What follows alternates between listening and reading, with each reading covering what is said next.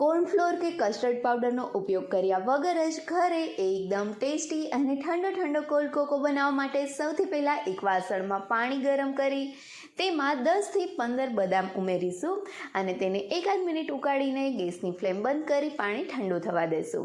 ત્યાર પછી બદામની છાલ કાઢી લેશું અને તેને એક બાઉલમાં લઈ તેની સાથે કોકો પાવડર, ડાર્ક ચોકલેટ અને તેમાં ગરમ દૂધ ઉમેરીને બધી જ વસ્તુને સરસથી મિક્સ કરી સાથે જ ખાંડ ઉમેરી તેને અડધીથી પોણી કલાક માટે પલળવા દેશું. અડધીથી પોણી કલાક માટે બધી જ વસ્તુ સરસથી પલળી જાય ત્યાર પછી તેને એક મિક્સી જારમાં લઈ સરસથી ગ્રાઇન્ડ કરીશું અને ત્યાર પછી તેમાં જરૂરિયાત પ્રમાણે દૂધ ઉમેરી ફરીથી 3-1 મિનિટ માટે ગ્રાઇન્ડ કરીશું, જેથી એકદમ ફ્લફી આપણો કોલ્ડ કોકો તૈયાર થાય. 3 મિનિટ જેવું મિક્સી જારમાં ગ્રાઇન્ડ કર્યા પછી અહીંયા જોઈ શકાય છે કે આપણો આ કોલ્ડ કોકો તૈયાર થઈ ગયો છે.